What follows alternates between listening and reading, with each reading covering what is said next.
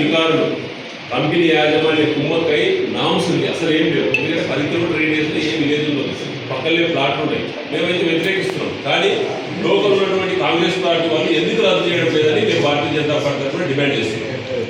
Central government కావాల్సిన కొన్ని పనులు, ముఖ్యంగా పాలమూరు జిల్లాలో మహబూబ్ నగర్ తర్వాత అతిపెద్ద పట్టణం ఇది. కానీ జిల్లా కేంద్రం చేయడంలో చాలా చాలా చాలా చాలా కష్టాలను ఎదుర్కొని ఎన్నో ధర్నాలు కార్యక్రమాలు జరిగి ఎటకేలకు సాధించిన జిల్లా ఇది. అయితే ఈ జిల్లా నడిగడ్డలో ఉంది, అయితే 2 నదుల మధ్యలో ఉంది. ప్రత్యేకమైనటువంటి జిల్లా, ఎన్నో వసతులు, ఎన్నో విచిత్రాలు, చిత్రాలు, చరిత్రలు ఇవన్నీ ఉన్నటువంటి పట్టణం. అయితే మేము ఇప్పుడు కొత్తకోటకు కానీ హైదరాబాద్ కానీ మహబూబ్నగర్ పోవాలంటే ఎర్రవల్లి పోయి, ఎర్రవల్లి నుంచి కొత్తకోటకు పోయి అక్కడ నుంచి దాదాపు 50 కిలోమీటర్లు తిరిగిపోతున్నాం. కానీ ఈ యొక్క రాజీవ్ గృహకల్ప దగ్గర ఒక రోడ్వే కృష్ణానది మీద వేయగలిగితే అది జస్ట్ మోట్లంపల్లి అని ఒక విలేజ్ ఉంది, అక్కడ నుంచి అజ్జకోల్ నుంచి ఆల్రెడీ రోడ్డు ఉంది, వనపర్తి రోడ్డు కొత్తకోట రోడ్డు ఉంది. ఇది మొత్తం 16-17 కిలోమీటర్లో కంప్లీట్ అవుతుంది. అంటే 50 కిలోమీటర్లు పోయేది 17 కిలోమీటర్లో మేము కొత్తకోట 45 NH చేరుకుంటాం. కనుక ఈ ప్రతిపాదన నేను ఎప్పటి నుంచో చెప్తున్నా కానీ ఎవరు పట్టించుకుంటలేడు. తర్వాత దీని మీద అధ్యయనం చేస్తే ఎవరో ఎంపీ అప్రూవల్ కాలేదు ఇది, లేకపోతే ఎప్పుడు అయిపోయేది అని అన్నారు. కనుక మీ లెవెల్లో కొంచెం దీని గురించి పట్టించుకోవాలి. దాని మీద ఇచ్చారు, అవుతుంది కూడా ఊరూరు కాడ ఫ్లైఓవర్ ఉంది, చిన్న చిన్న పల్లెల కాడ ఉంది. కానీ జిల్లా కేంద్రం మల్లె దగ్గర ఫ్లైఓవర్ లేదు. మీరు ఎర్రవల్లిలో ఆగి చూడండి ఎట్లా రష్ ఉంటారు, అది కూడా చేయలేకపోయినారు. ఆల్రెడీ 5 కిలోమీటర్ల 4 ట్రాక్ ఉంది. ప్రతి జిల్లా కేంద్రం నుంచి రాష్ట్ర కేంద్రానికి 4 ట్రాక్ ఉండాలనేటువంటి నామ్స్ కండిషన్స్ ఉన్నాయి. ఒక 10 కిలోమీటర్లు మిగిలిపోయింది, దాన్ని కూడా ఆపలేకపోయినారు. పల్లెలో రైల్వే అండర్ బ్రిడ్జ్ ఉంది కానీ గద్వాలో లేదు అందరూ. ఇవి 4 ప్రత్యేకమైనటువంటి, ఇంకా గద్వాల సర్వతోముఖాభివృద్ధి చెందాలంటే ఈ 4 చేస్తే గద్వాల పట్టణాన్ని, గద్వాల జిల్లాని. ఇంకోటి మళ్ళీ ఇంకోటి చెప్తున్నాయి, మేడం చేతిలో ఉండేది వందే భారత్ అనేటువంటి ఒక ట్రైన్ నడుస్తుంది. మీరు నేను ఒకే ఛాలెంజ్ ఇస్తున్నా, గద్వాలో ఒక వారం రోజులు ట్రయల్ రన్ పెట్టండి, అతి ఎక్కువ కలెక్షన్స్ వస్తే మా దగ్గర పెట్టండి. మహబూబ్ నగర్ ఒంటికి పోస్తే ఆడ ఉంటుంది, దానికి బస్ స్టాప్ పెట్టారు, ఆడ కలెక్షన్ ఉండదు. 103 వందే భారత్ స్టేషన్ ఇంకా స్టార్ట్ అవుతుంది. దాదాపు రైల్వే స్టేషన్లో 205 రైల్వే స్టేషన్ రీవ్యాంపింగ్ చేశారు, కొత్తగా కలెక్ట్ చేశారు. చాలా వరకు రైల్వేలో ఇప్పుడు ఆయన వారు చెప్పినట్టు చాలా మార్పులు చేసుకొస్తారు. ఎక్కడెక్కడ ఇప్పుడిప్పుడే సికింద్రాబాద్ కూడా 1000 కోట్లతో బ్యూటిఫికేషన్ చేస్తారు, చెల్లపల్లి చేశారు, మొన్న కరీంనగర్ చేశారు, సిద్దిపేట చేశారు, ఇక్కడ కూడా ఇచ్చారు. కాబట్టి దేశవ్యాప్తంగా కూడా ఒక రైల్వే రెవల్యూషన్ అవుతుంది.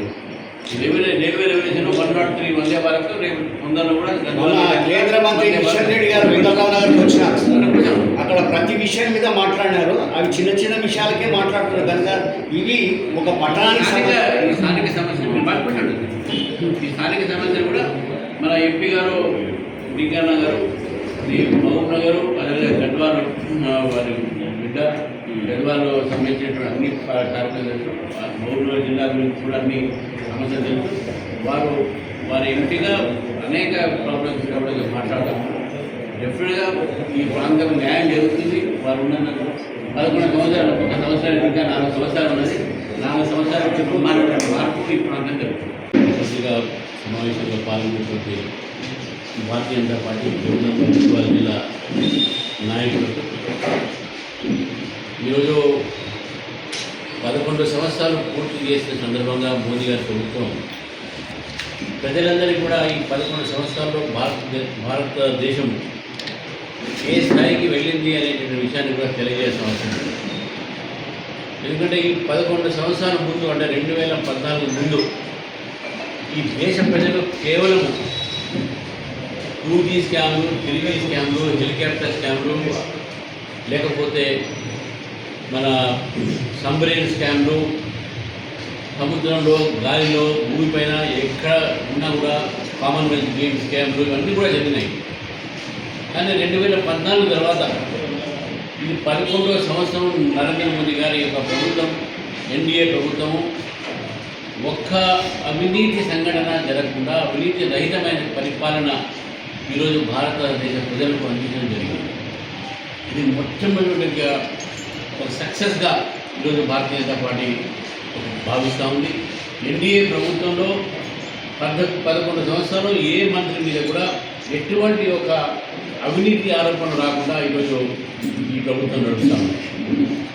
రెండోది ఒక లక్ష్యము భారతదేశాన్ని ప్రపంచంలో మొట్టమొదటి ఒక దేశంగా ఉంచాలి, సర్వోత్తమైనటువంటి దేశంగా ఉంచాలి, ఒక సూపర్ పవర్గా తయారు కావాలి అనే ఆలోచనతో భారతదేశం ఒక ఆర్థిక పరిస్థితులు కానీ, భారతదేశంలో ఉన్నటువంటి ఒక డిఫెన్స్ పరిస్థితులు కానీ, ఇక్కడ ఉన్నటువంటి కృషి అగ్రికల్చర్ పరిస్థితులు కానీ ఇవన్నీ కూడా మెరుగుపరచాలి, ఇక్కడ ప్రజలు ఒక జీవితాలకు రావాలనే ప్రయత్నంలో ఎన్డీఏ ప్రభుత్వం చేసినటువంటి ఒక ప్రయత్నం.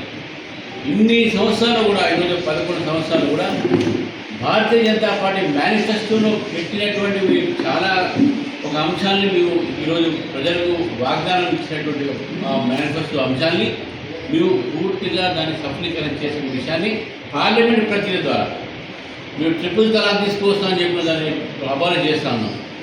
లక్షలాది మంది కోట్లాది మంది ముస్లిం మహిళలకు ఈరోజు న్యాయం జరగాలంటే సుప్రీంకోర్టు కూడా చెప్పింది ట్రిపుల్ తలాక్ అనేటువంటి వ్యవస్థ తీసేయాలంటే అది భారతీయ జనతా పార్టీ మీరు ముట్టుకుంటే మీరు చూడండి మీకు ఏమవుతుందని చెప్పారు. కానీ భారతీయ జనతా పార్టీ ప్రభుత్వము ఎన్డీఏ ప్రభుత్వం ఆ ట్రిపుల్ తలాక్ని ఈరోజు ఎవరన్నా అటువంటి ప్రాక్టీస్ చేస్తే జైలు వెనక మీరు ఉంటారని చెప్పేసి కూడా చట్టాన్ని కూడా తీసుకోవడం జరిగింది. ఆర్టికల్ 370 మేము రద్దు చేస్తా ఉన్నాం. నవ్వుకున్నారు చాలామంది. ఏమన్నారంటే 2 సంవత్సరాలైనా సరే ఆర్టికల్ 370 రద్దు చేయలేదని చెప్పారు. కానీ ఆర్టికల్ 370 మేము రద్దు చేసి పార్లమెంట్ ప్రక్రియలో చేస్తున్నాం. కూడా వక్ఫ్ బోర్డు విషయంలో కూడా గద్వాల్లో కూడా నాకు చాలామంది చెప్పారు. ఇక్కడ చాలా వందల ఎకరాలు ఈరోజు వక్ఫ్ బోర్డులో వాళ్ళు చేతి పెట్టుకొని ఈరోజు మామూలు ప్రజలకు కానీ అక్కడ ఉన్నటువంటి ముస్లిం పేద ప్రజలు కానీ అన్యాయం జరుగుతూ ఉంది. మరి దాన్ని కూడా తీసుకొచ్చి సంశోధన తీసుకొచ్చినాం, సిఏఏ తీసుకొచ్చినాం, ఇన్ని కూడా మేము మార్పులు తీసుకొచ్చినట్టు ఒక ఎత్తు అయితే ప్రపంచం మొత్తం కూడా ఆర్థిక మాంద్యం ఉన్నది, ఎకనామిక్ రిసెషన్ ఉన్నది. ఈరోజు పెద్ద పెద్ద దేశాలు కూడా వాళ్ళ ఆర్థికంగా ఈరోజు నిలబడలేకపోతున్నారు. మరి అటువంటి ఒక ఆర్థిక మాంద్యం ఉన్నటువంటి ఒక ఎకనామిక్ రిసెషన్ సమయంలో భారతదేశము మొన్నటి వరకు 5వ స్థానంలో ఉన్నది పెద్ద ఒక ఆర్థిక వ్యవస్థగా ఈరోజు 4వ స్థానంలో ముందు ఉండి జాబ్